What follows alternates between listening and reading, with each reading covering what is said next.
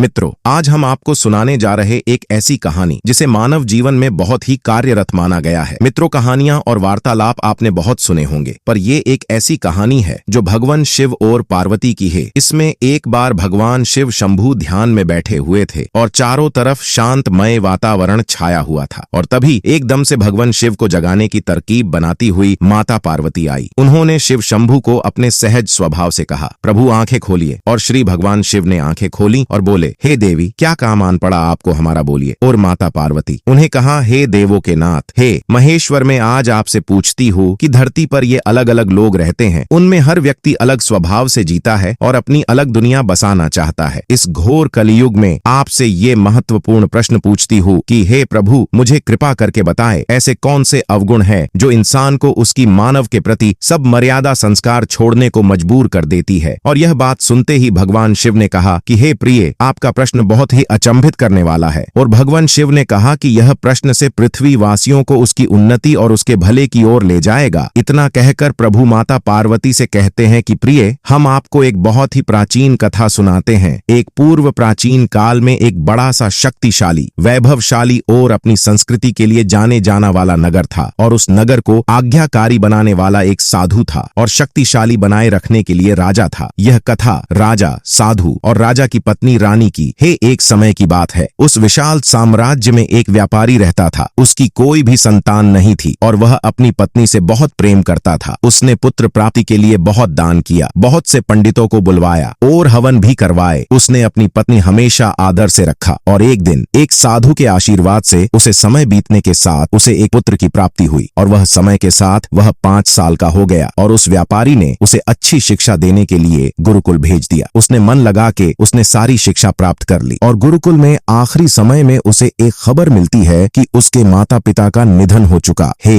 वह बालक अब युवान हो चुका था। उसने यह खबर सुनते ही उसने प्रण लिया कि मैं अपनी सारी विद्या और सारा ज्ञान मनुष्य की भलाई में लगा दूंगा। उसके प्रण लेने से उसने बहुत लोगों का कल्याण कर दिया, सबकी सेवा करता और जंगल में एक कुटिया बनाकर रहता। उसकी चर्चा पूरे साम्राज्य में होने लगी। उसकी प्रशंसा सुनकर उस नगरी के राजा का मन उस साधु से ज्ञान प्राप्त करना था, और वह साधु को अपने साथ अपने महल में ले आया और साधु की सेवा करने लगा। सेवा में उसने एक विशाल बगीचा बनवाया और साधु को उसमें कुटिया बनाकर दी। एक दिन राजा कुछ कम से बाहर जाना पड़ा। उन्होंने रानी को सब कार्यभार सौंपा और कहा, कोई कमी नहीं होनी चाहिए सेवा में। रानी ने कहा, ठीक है। राजन यह कहकर राजा बाहर चला और साधु की सेवा रानी करने लगी। सब ठीक चल रहा था। एक बार भोजन में देरी के कारण साधु रानी को बुलाने राजमहल में चले गए। वहां रानी स्नान कर रही थी। वह सुंदरता देख साधु चकित हो गए। वह वहां से चलकर कुटिया में आई और रानी को भोजन के लिए पुकारा। रानी वहां पर आई और रानी को देखकर वह बोले, रानी, हमें आपकी सुंदरता पसंद आ गए। हम आपके प्रेम से बाहर नहीं निकल पा रहे हैं। और रानी भी अचंभित हो गई। साधु जी, आपकी सेवा करना मेरा प्रथम धर्म है। और कुछ दिन बीतने पर राजा वापस आए और साधु से मिले, और साधु ने सारी बात बताई। राजा ने रानी को सौंपने का वचन दिया और रानी को बताया कि आज से आप साधु की हुई। इस बात पर रानी ने कहा, हे राजन, मेरा चारित्र उज्ज्वल है। मैं अपनी बुद्धि से उस साधु को सही पथ पर लाऊंगी। और फिर राजा ने साधु को एक मकान दिया और वह दोनों की सारी जरूरतमंद चीजें उनको दे दी।